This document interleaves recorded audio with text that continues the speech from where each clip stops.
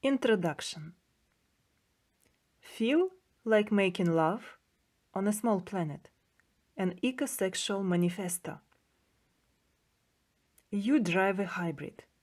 Your home recycling system is state of the art. You buy nothing but organic produce.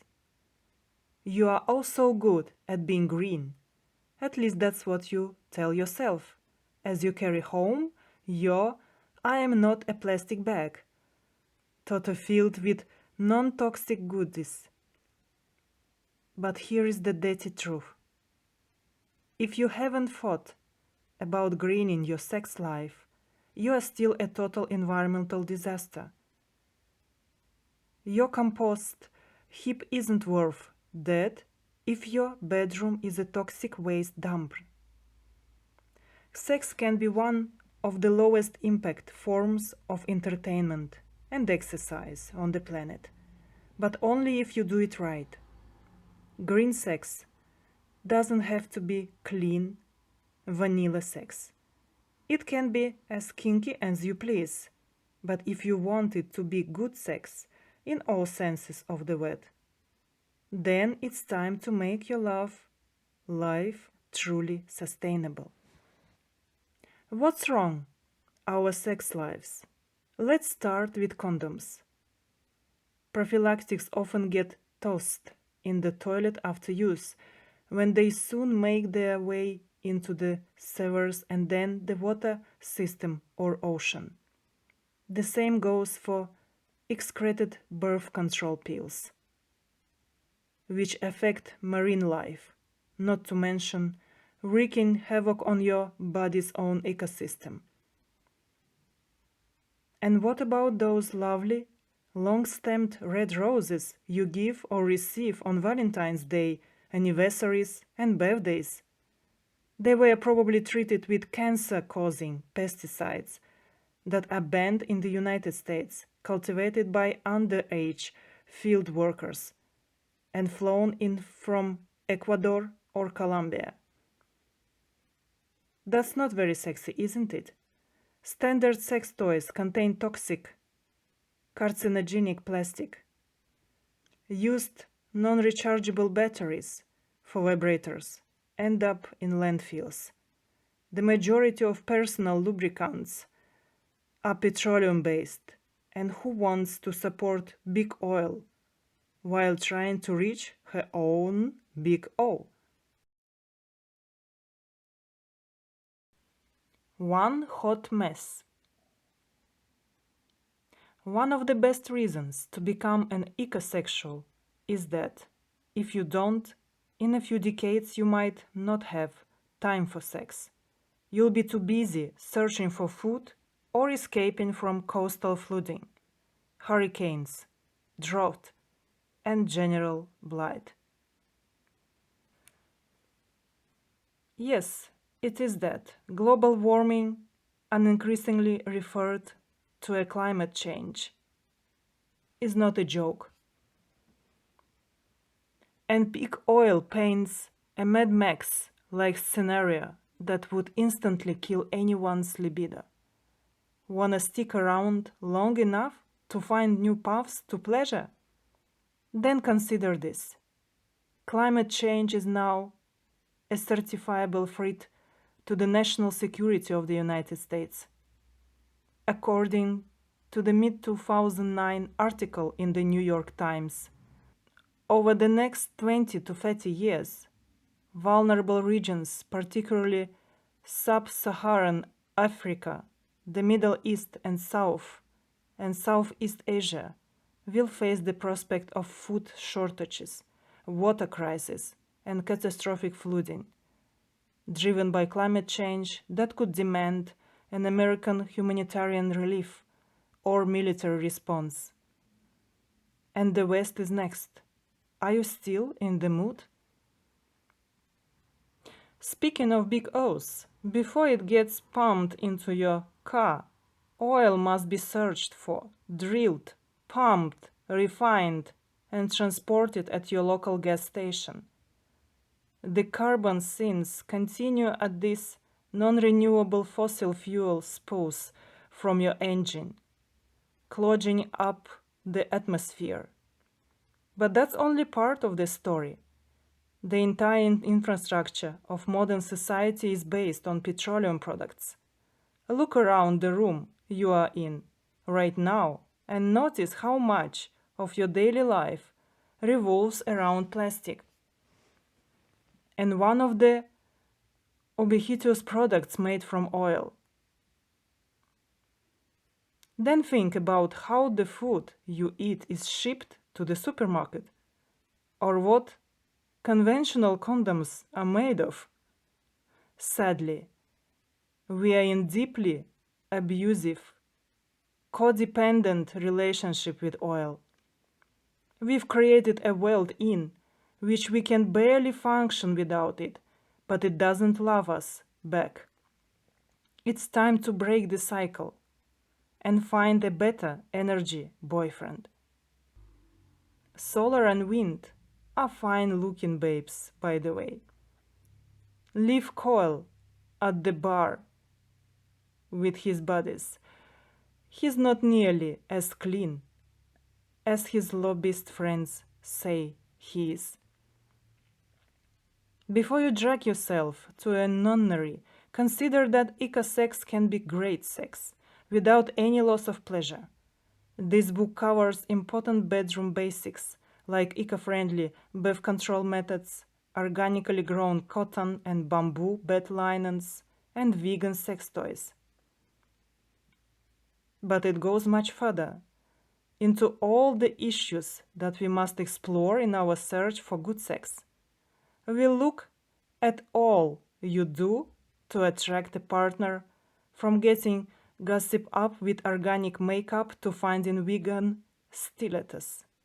You'll also learn how to woo your intended with a home-cooked meal of local, sustainable aphrodisiac foods, courtesy of celebrity chefs who now know a thing or two about what to do with the cucumber. If you are in a long-term relationship that's in need of some heat, there is no need to stray or to reach for the little blue pill. Tantric sex is one of the most amazing natural alternatives to pharmaceuticals. And it's more than that. It's more than just fun.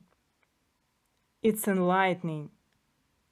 And there are also plenty of stimulating herbs available that will make a huge ahem impact.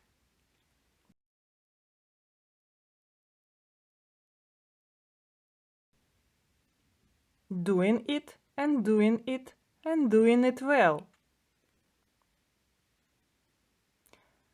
One of the must-have books on every ecosexual's bookshelf should be Bob Doppel's The Power of Sustainable Thinking. He really lays it on the line. As a systems analyst, he understands that the propensity for quick fixes and straight-line thinking endemic to our society cannot be merged with real sustainability. It's just not that simple. He suggests that if we're going to do something about the environment, we've got to immerse ourselves in more holistic thinking, the same kind of idea that informs much of the alternative medicine field.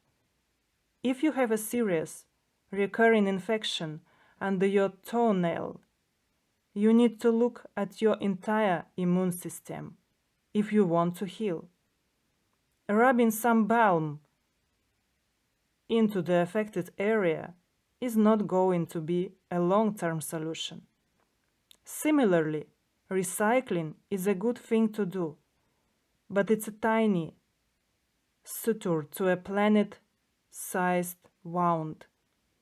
The earth is an organism, like your body, and it needs tender, loving care at every level of its complex, intertwined system. Remark: sustainability. The Brundtland Commission defines sustainability as development that meets the needs of the present without compromising the ability of future generations to meet their own needs. It's just like the Iroquois seventh generation philosophy, but for the rest of us. We are automatically attracted to that which serves our needs first. It's just the survival instinct embedded in our DNA.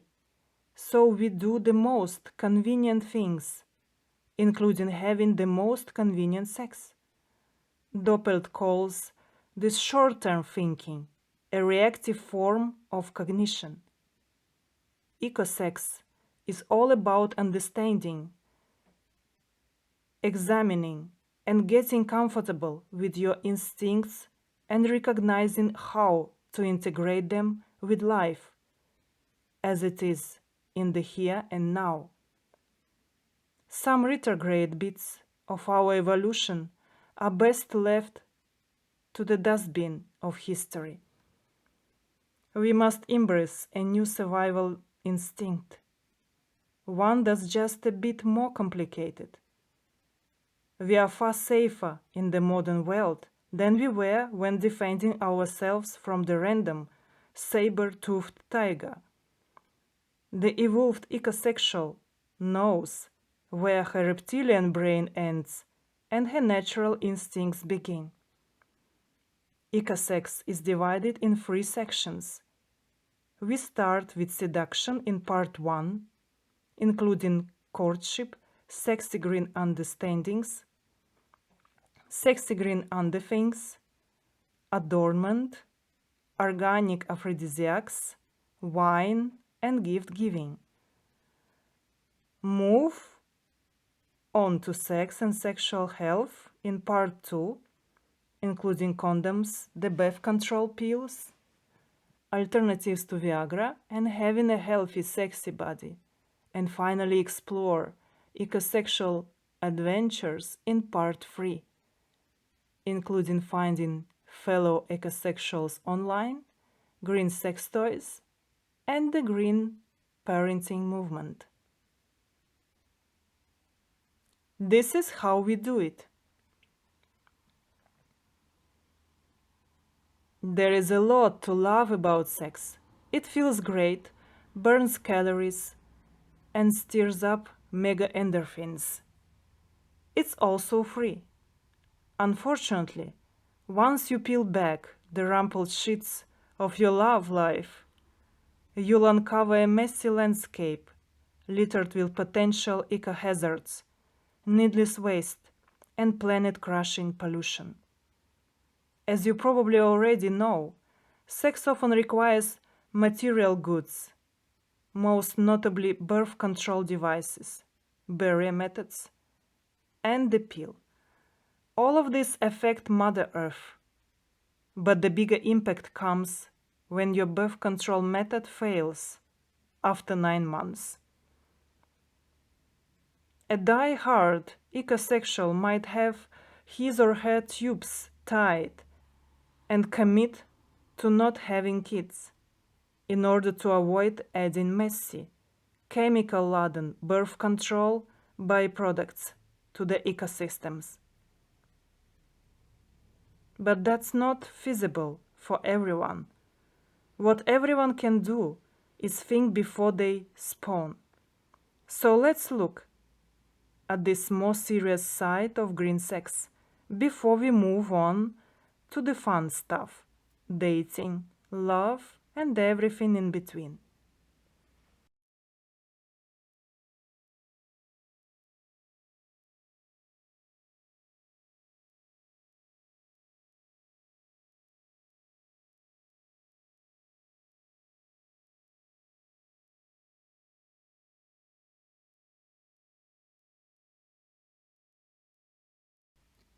Sex leads to babies. Is the essential fact of life. And, no matter how adorable they are, babies definitely have an impact on the planet. 18 billion diapers are sold each year, and over 90% of them end up in landfills. And your adorable, cooling genetic replica will start driving in just about 16 years. Unless we figure out teleportation by that time, the impact of your child, together with everyone else's children, will be immense. All 4 Americans have long been the world's largest per capita emitters of carbon dioxide. Former third world countries, India and China, are quickly catching up to us. Next time you get busy without wrapping it up, multiply your unprotected trees by 350,000, and you'll get an idea of how many new souls are added to our planet on a daily basis. Each year, nearly 129 million babies are born on planet Earth. That's a lot of sex. It's fantastic that so many people are having so much fun, but those who aren't seriously planning to start a family are wise to consider melting polar ice caps and rising sea levels before taking the risk. According to the British medical journal, The Lancet, 76 million unintended pregnancies occur per year, despite the fact that women want access to contraception. Sadly, over 200 million women in developing nations don't have it either. But don't go blaming women in the third world for the ravages of climate change. It's Westerners, especially Americans, who use most of the world's resources. A recent study by statisticians at Oregon State University found that the carbon footprint of an extra child in the United States has an impact that is 20 times greater than that of environmental practices thought to make a real difference. Remark: carbon footprint. The Dictionary of Sustainable Management defines the term carbon footprint as the total amount of greenhouse gases emitted directly and indirectly to support human activities, usually expressed in equivalent tons of either carbon or carbon dioxide. In other words, you can spend the rest of your life replacing your incandescent light bulbs, but your efforts will be a mere drop in the bucket next to the impact of any extra children you have. I'm not telling you to trash your recycling bin or give up your solar panels. Just realize that your kiddies can take away your gold star for being the most eco-conscious person on the block. Think about your potential kid, and then his or her potential kid, and so on, and so on. This is about generations and generations of oxygen-swilling, carbon-emitting people. You already have a carbon legacy, and each child you produce adds 9,441 metric tons of carbon dioxide to already hot and bothered planet. At first, people might think of reducing procreation as a radical idea and worry about intrusive government and loss of personal freedom. But researchers make it clear that they are not advocating governmental controls around population issues. They are just trying to shed some light on a very real problem. So listen to them before you shed your skivvies and hop in the sack.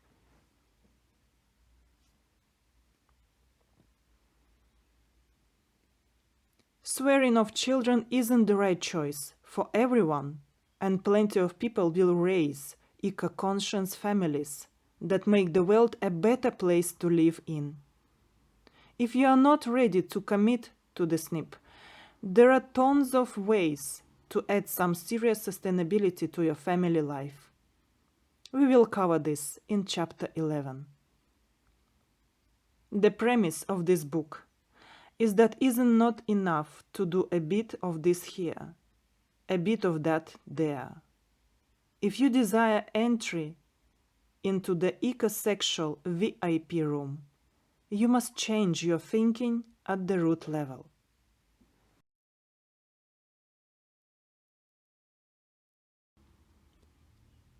Big, fat, caveat: health and sustainability are inextricably linked.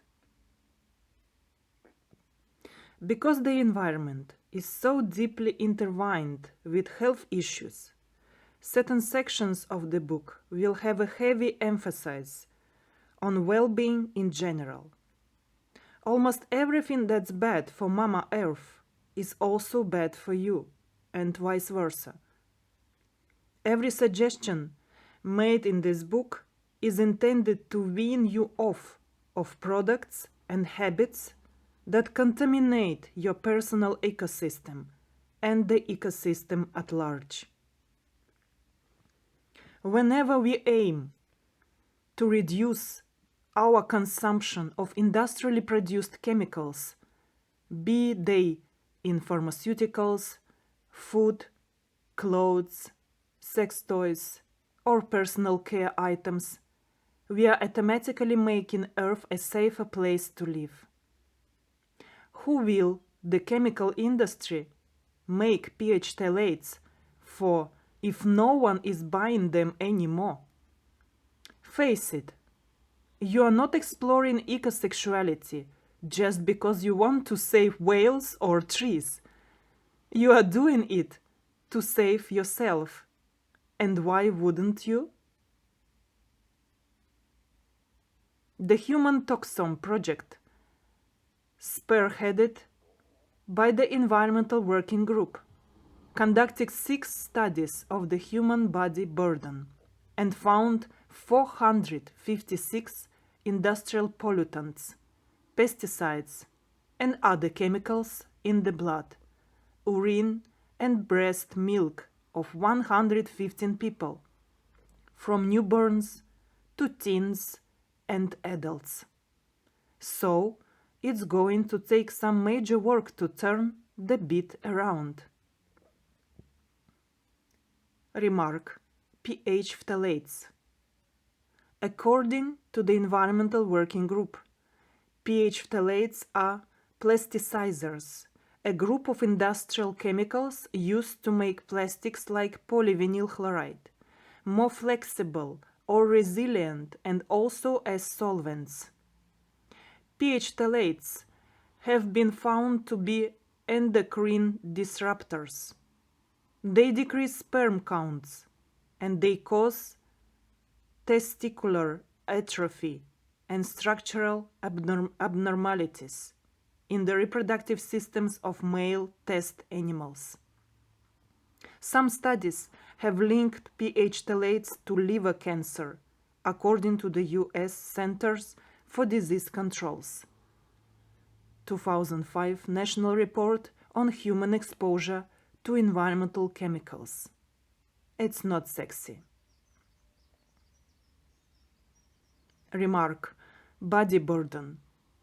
Also known as chemical load, body burden is the amount of dangerous, toxic chemicals present in the person's body. Chemicals, both natural and human-made, find their way into the human body through inhalation, swallowing food or liquids, and absorption through the skin. Major turn-offs.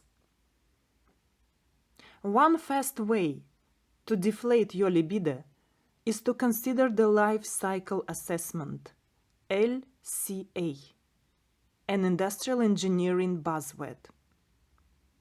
This includes everything that goes into the production of the condom that you are about to slip on, or the glass of wine you are seductively pouring for someone you are hoping to lure into bed tonight.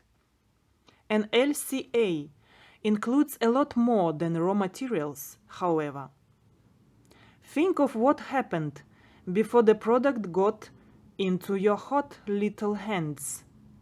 The workers in the factory where your product breathed its first breath, the energy used to power the equipment in the building, and, of course, the fuel used to ship it to the store where you purchased it. And we are not done yet. Consider what happens after you toss the used product in the trash.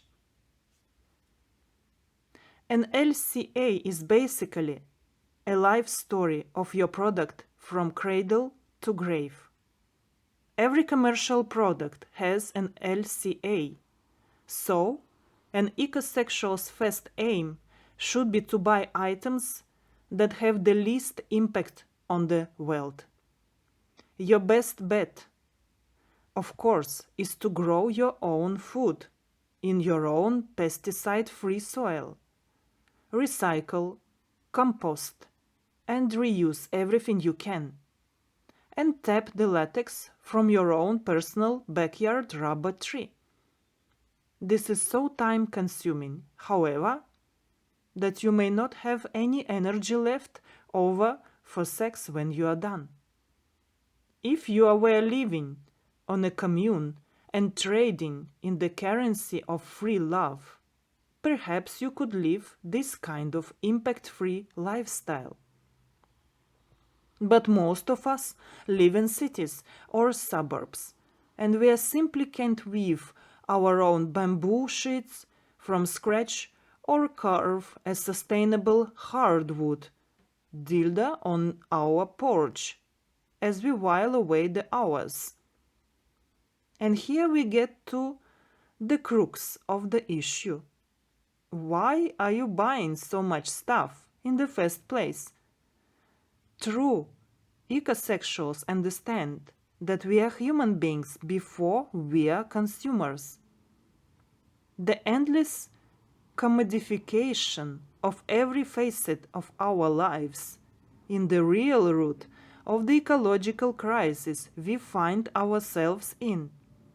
That's why so many old-school environmentalists hate the green movement. They see it less as a way for people to transform the planet and more as an opportunity for corporations to cash in on a trend. Think of it as the pleasure principle versus the profit principle. The more you tune in and turn onto ecosexuality, the more you'll realize that your love is not for sale. Keep this less is more philosophy in mind as ecosex shows you how to minimize your impact without moving to a commune. Not that there is anything wrong with that. Remark: Life cycle assessment. According to the Environmental Protection Agency, an LCA is a technique to assess the environmental aspects and potential impacts associated with the product, process, or service by compiling and evaluating the energy and material inputs and environmental releases and interpreting the results to assist with informed decision-making.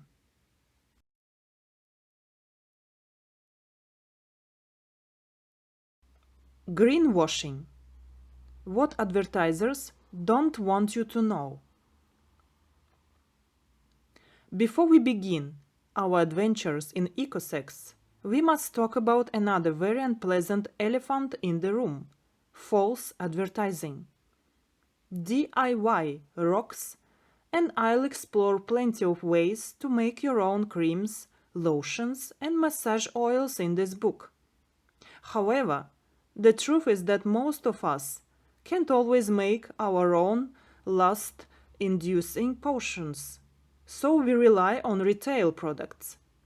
And, try as we might, we can't always get to the health food store or order special items online to get the most sustainably made products available.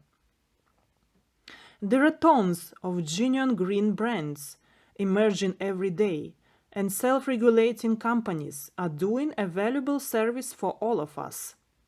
There are also a variety of ad hoc regulatory bodies that offer their seals of approval to truly sustainable products and can help you make better decisions as a consumer. Many virtuous, healthy, and eco-conscious brands are profiled in this book.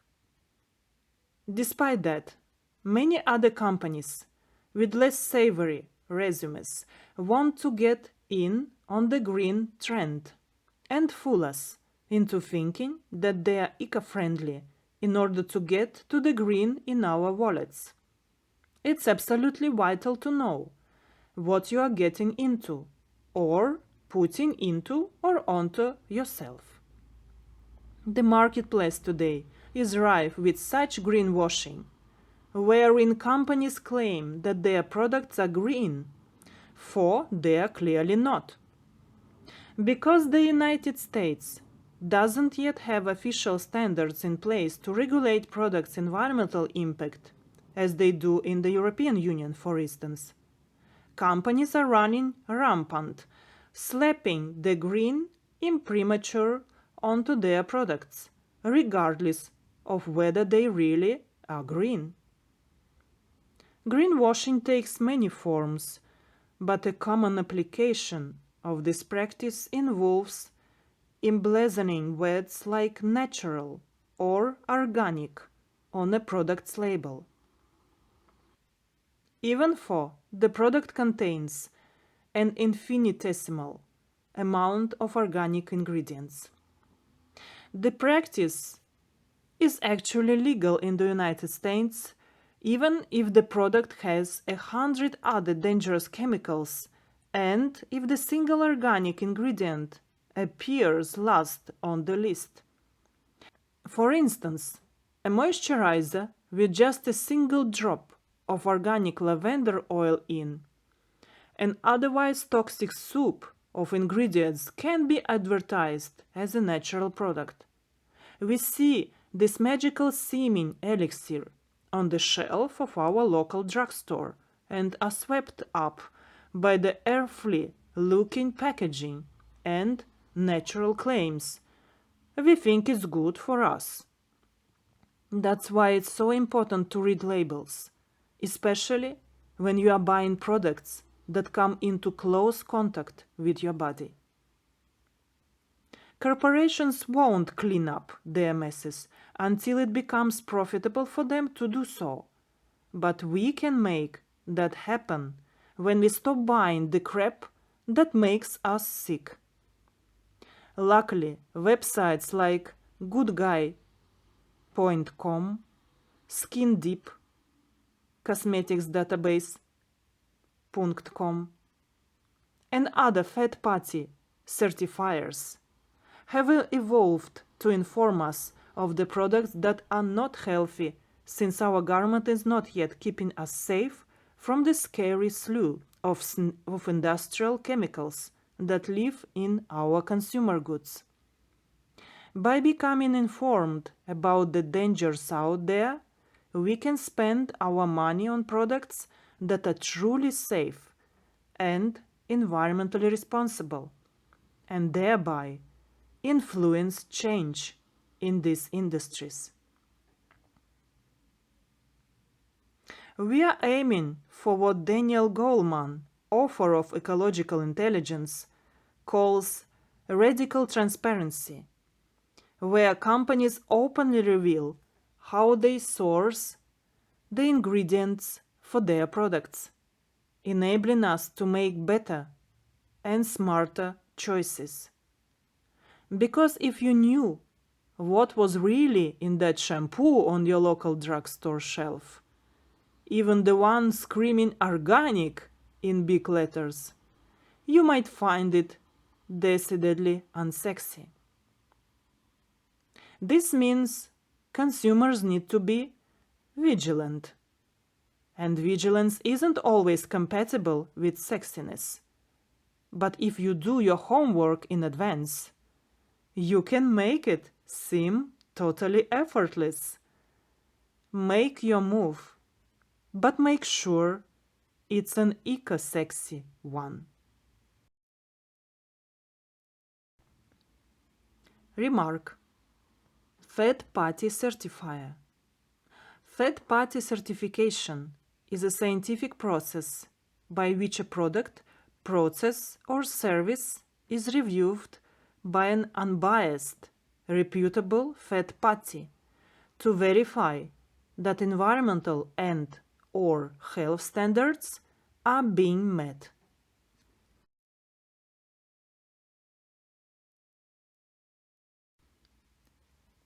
Just the two of us. Consciousness. Wrap your brain or your tongue around that word for a moment. That's essentially what this book is all about. Sex is often about giving in to your intuition, listening to the needs of your body and soul.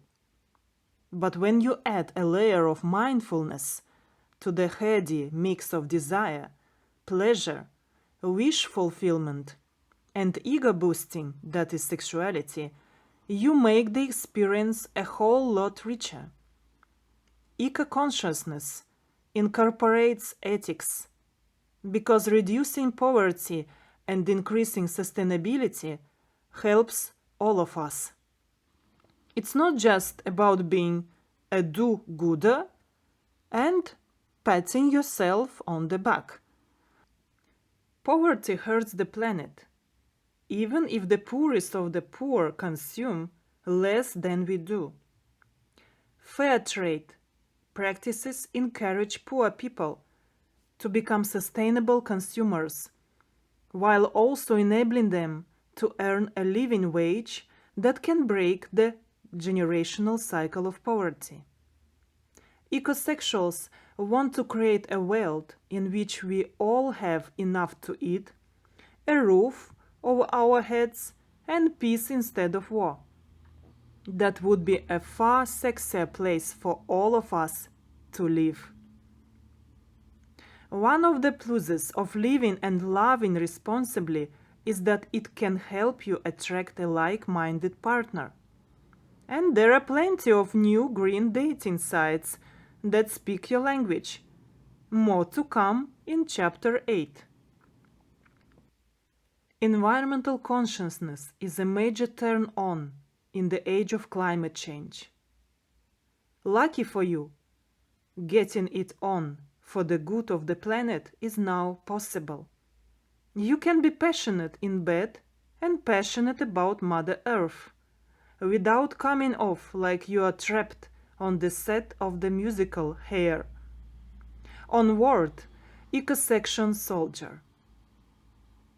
You are soon to be a card-carrying member of the next and best sexual revolution.